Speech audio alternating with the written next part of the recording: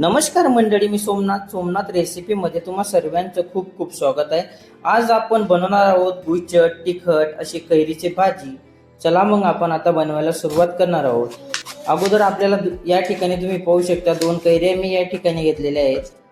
कैऱ्या घेतल्यानंतर तिला कट करून घेतलेली मी। आतला गिद्दू आपल्याला काढून घ्यायचा आहे।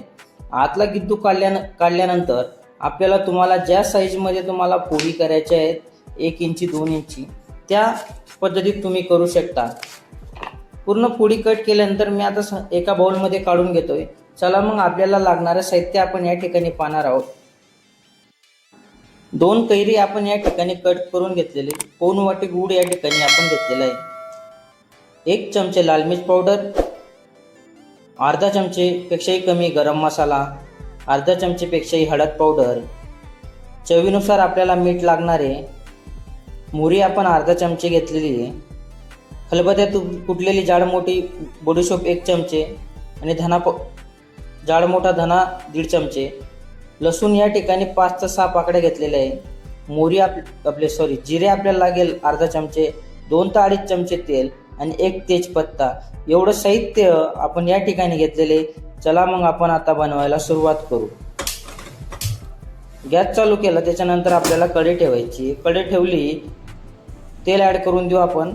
तेल केलं, तेल जसंही गरम झालं त्याच्यामध्ये मोहरी, जिरे, लसूण हे टाकून आपल्याला छान असं मिक्स करून घ्यायचं आहे 1 मिनिटापर्यंत।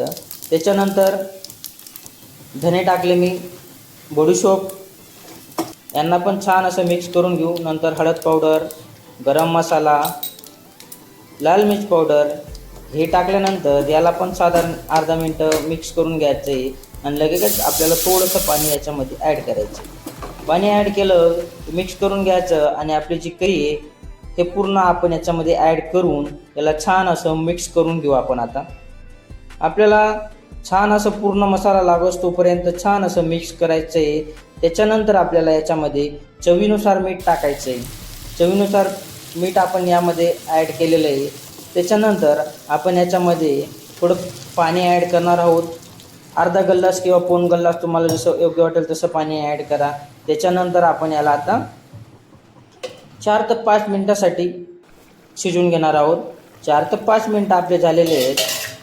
आपल्या कैरीची भाजी छान अशी 50% शिजलेली। त्याच्यानंतर आपल्याला गूळ ॲड करायचा आहे। गूळ ॲड केला की गुळाला पण आपण छान असा मिक्स करून देणार आहोत, पाहू शकता तुम्ही। आता आपला गूळ छान असा विरघळलेला आहे। त्याच्यानंतर आपल्याला परत 4 ते 5 मिनिटं आपण असं शिजवून घेणार आहोत। 4 ते 5 मिनिटं झालेले आहेत। आपल्या भाजीला छान असा कलर आलेला आहे, पाहू शकता तुम्ही। आता आपण ही भाजी एका प्लेटमध्ये काढून घेणार आहोत। आपण आता ही भाजी एका प्लेटमध्ये काढलेली आहे, पाहू शकता। छान असं कलर पण आलेला आणि छान अशी भाजी दिसते। तर मंडळी, व्हिडिओ आवडला लाईक शेअर कमेंट आणि सबस्क्राईब करायला विसरू नका। लवकरच भेटू आपण पुढच्या व्हिडिओ।